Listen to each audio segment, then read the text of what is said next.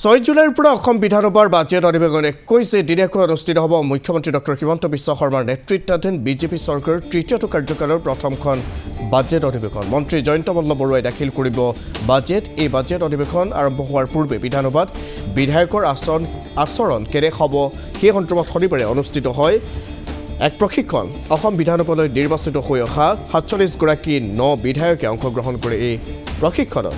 অধ্যক্ষ ৰঞ্জিত কুমাৰ দাসৰ উপস্থিতিত অনুষ্ঠিত হোৱা প্ৰশিক্ষণত বিধায়কসকলক অসম বিধানসভাৰ কাৰ্যক্ৰমণিকা সন্দৰ্ভত বিশেষভাৱে প্ৰশিক্ষণ দিয়া হয়।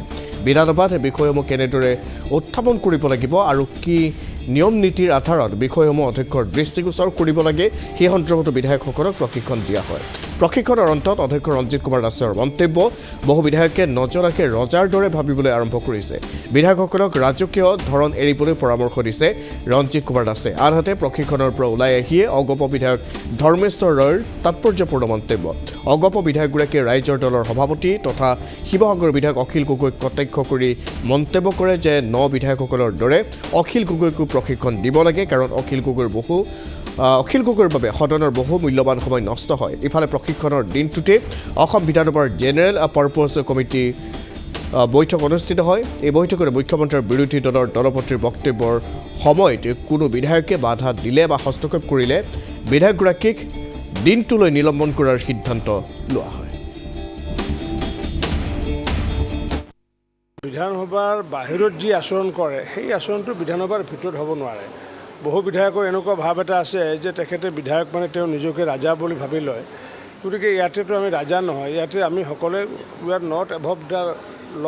আমি সকলোৱে গণতন্ত্ৰ মন্দিৰক আমি আগন্তুক দিনত সবল ৰূপত প্ৰতিষ্ঠা কৰাৰ কাৰণেহে আমি ইয়াতে বিধায়ক হিচাপে ৰাইজে আমাক প্ৰেৰণ কৰিছে।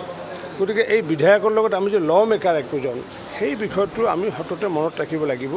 গতিকে আচৰণ স্বাভাৱিকতে আচৰণ ক্ষেত্ৰত বিধানসভাৰ বাহিৰত তোৰ কি আচৰণ হয় মোৰ ক'বলগীয়া একো নাই। কিন্তু বিধানসভাৰ ভিতৰত যাতে আচৰণ কথা বতৰা যাতে অসমৰ ৰাইজে যাতে কয় যে হয় এইখন এখন উৎকৃষ্টতম বিধানসভা বুলি যাতে কয় আগন্তুক দিন। ট্ৰেইনিংটোত আহি যিখিনি কথা আমি শুনিলোঁ, আমাক শিক্ষা দিলে, আমি খুব ভাল পালোঁ। আৰু সঁচাকৈ এতিয়া অখিল গগৈ ডাঙৰে কিছুমান কথা কৈ থাকে আপোনালোকে জানে, আনপাৰ্লিয়ামেণ্টাৰী লেংগুৱেজ বহুত ব্যৱহাৰ কৰে। গতিকে আমি আশা কৰিম এইবিলাক লেংগুৱেজৰ পৰা আমি বিৰত থাকিম। কাৰণ কোনোবাই যদি আনপাৰ্লিয়ামেণ্টাৰী লেংগুৱেজ কৈ থাকে আপুনিওতো ক'ব লাগিব, তেতিয়া আমাৰো খং উঠি যাব। গতিকে ট্ৰেইনিংটো আমাক দিছে, এইটো ভাল কথা, কিন্তু অখিল গগৈতো অলপ ট্ৰেইনিং দিয়াটো ভাল।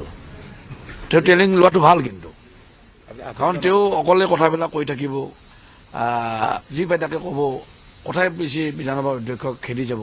এইটো কথাটো শিষ্টাচাৰত পৰিব নোৱাৰে। আমাৰ কাম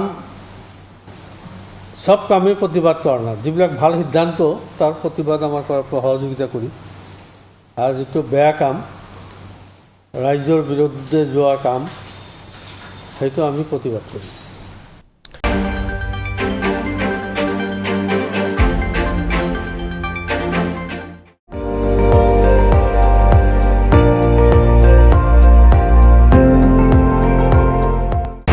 আপুনি চাই আছে ND24, সৰ্বশ্ৰেষ্ঠ নহয় সৰ্বোত্তমৰ দৌৰত।